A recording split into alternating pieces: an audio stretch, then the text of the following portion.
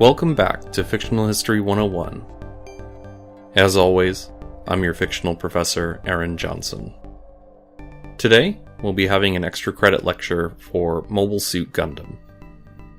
Our focus will be on the Newtype research that took place in the Universal Century. We'll be covering time from about UC 79 through around UC 88 or so. We'll be going over series such as Blue Destiny, Mobile Suit Gundam, Zeta Gundam, and even a little bit of information from Double Zeta Gundam. We'll only really touch on Blue Destiny and Double Zeta a little bit. Most of our lecture will be focused on Mobile Suit Gundam and Zeta Gundam. Newtypes were first discussed by Zeon Zum Daikun as part of his philosophical and political movement. He believed that as humanity transitioned into space, individuals with enhanced abilities would emerge, and slowly, humanity as a whole would evolve. While he was unclear on what abilities he believed they would have, he was correct that some individuals would appear with seemingly superhuman abilities. This was the cornerstone of his ideology, and part of his reason for encouraging humanity to move into space. He believed that living on Earth would prohibit these kinds of developments, and that they would only be expressed when humanity had moved into space. While Zeon Daikun wouldn't live to see any Newtypes, they would begin to appear after his death. They would be found to be no different physically from regular humans. However, they had abilities akin to extrasensory perception or telepathy. Newtypes would have an inherent sense of when others were nearby, especially other Newtypes, and could even feel those hostile towards them. This would allow them to have superhuman reflexes on the battlefield, as they'd be able to sense hostile intent from others, allowing them to react to attacks that hadn't even occurred yet. In addition, they would be able to use a sort of telepathy to control smaller weapons and units to a startlingly fine degree. This would give rise to bits and funnel systems, which we'll go into in a moment. The important thing to remember is that while all other sensors and means of communication would be hampered by the presence of Minovsky particles, these Newtype abilities wouldn't be. Another Newtype ability that was fairly common among more powerful Newtypes was the ability to speak telepathically with others. Amuro Ray would be able to guide the crew of the White Base out of a Baoku using his telepathy, while others such as Lala Soon would be able to communicate mentally in the middle of a battle, and even after her death. With an idea about what Newtypes are and what they can do, let's talk about the research that would go into their existence. During the 1-Year War, Zeon was the first to recognize the possibility and utility of Newtypes. Cassilia Zabi opened the Flannigan Institute, which would serve as Zeon's primary center for Newtype research. Here, the earliest studies on Newtype abilities and technologies would take place.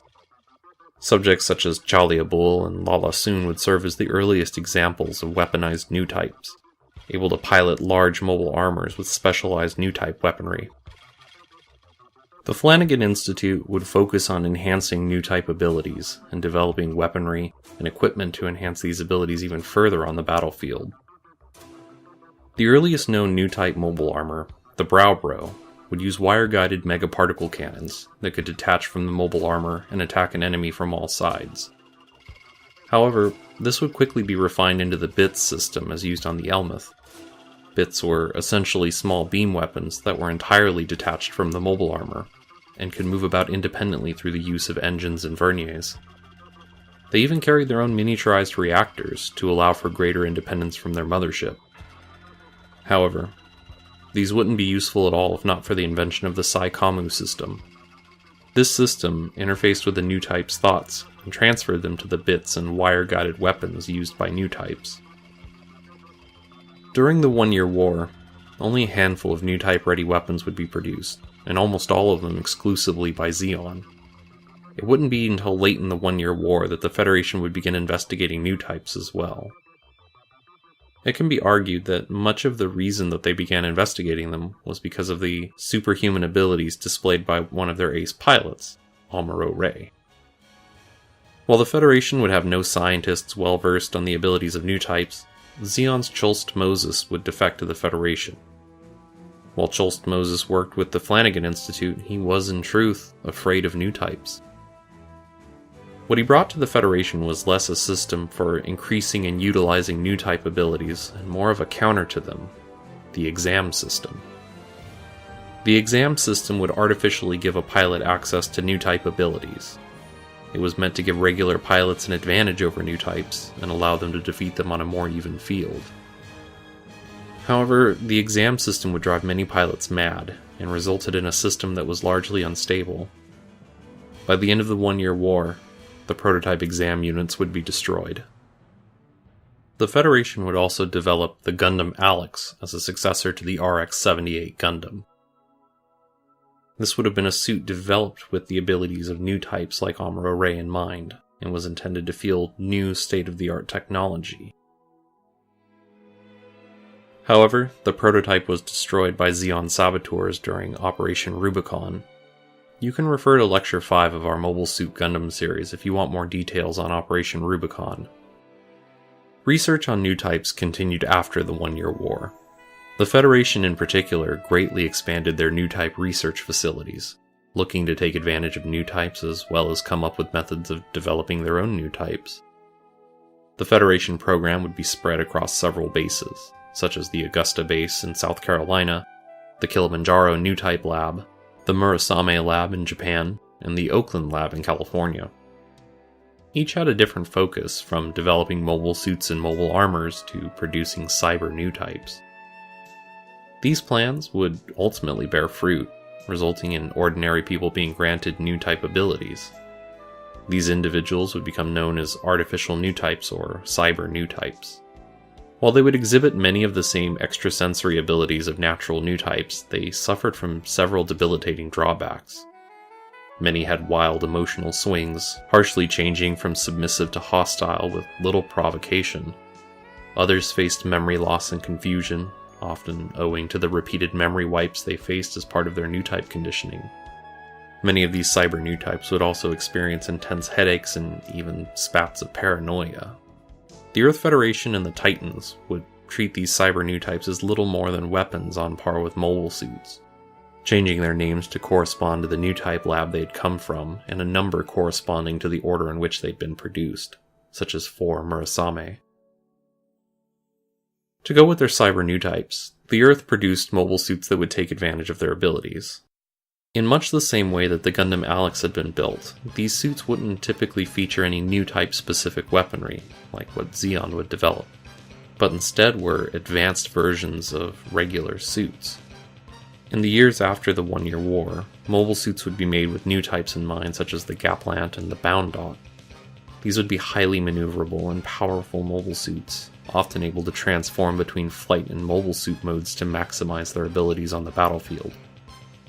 They were intended to take advantage of the superhuman reflexes of Newtypes, and maximized speed and firepower.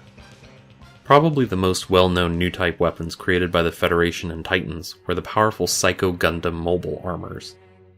While only 2 would be created, these massive mobile armors towered over other weapons at the time.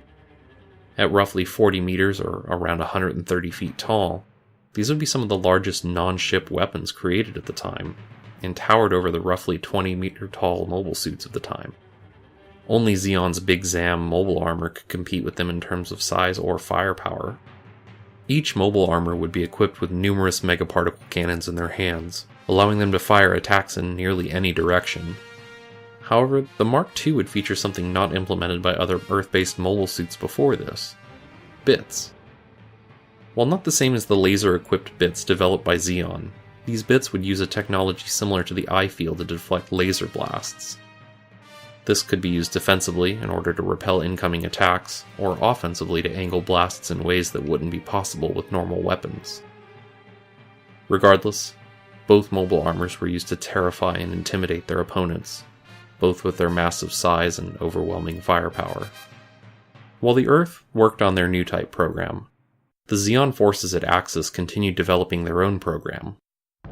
As the leader of Axis, Haman Karn, was a Newtype, she immediately understood the value Newtypes could have on the battlefield. She worked to expand many of the ideas that Zeon had began during the 1-year war. She would develop the Bits weapon into the much more compact Funnel. Controlled in the same way as Bits, Funnels would be directed using the Newtype pilot's mental abilities. However, these were much smaller than the larger Bits, allowing for smaller mobile suits to carry them. These Funnels would also be much more maneuverable than their predecessors, able to move around rapidly and get behind even the quickest opponent's guard. For Zeon's Newtype weaponry, they would develop mobile suits that took advantage of the Saikamu and Bits system, such as the Cubile, and later units such as the Hamahama and the Doven Wolf. They would eventually develop their own mobile armors that focused on the use of funnels, such as the Queen Mantha.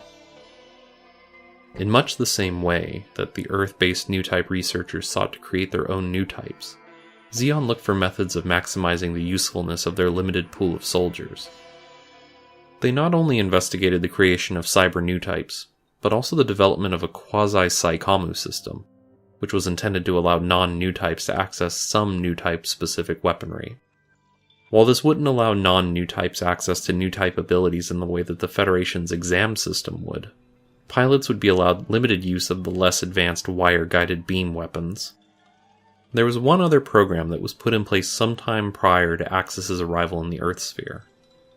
Among those at Axis, a powerful Newtype had been discovered, LPO Peru. She was a child prodigy in terms of Newtype abilities, exhibiting many abilities that would rarely, if ever, be seen in others by the age of 10. While it would not be an official program within Zeon, a high-ranking member of the Axis military would begin to produce clones of the young LPO Peru, hoping to mold these young girls into powerful Newtype pilots. These clones were treated in much the same way as the Earth Federation's cyber Newtypes, referred to as Peru or Pol in the number of their creation.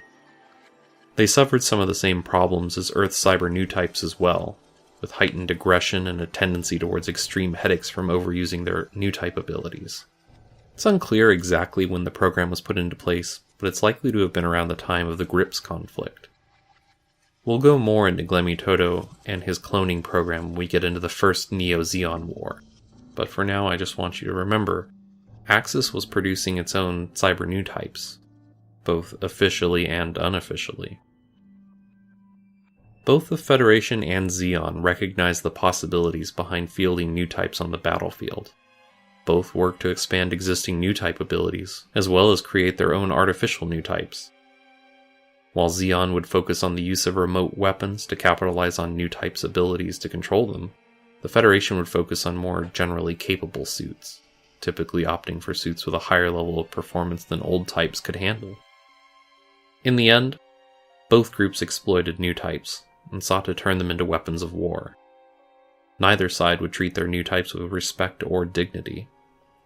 Even those in Axis who claimed to follow the ideologies of Zeon Daikun and the Zabi family would use and discard them as needed. In truth, despite having very real abilities and providing a possibility for the advancement of humankind, Newtypes would find little rest or respite in the universal century.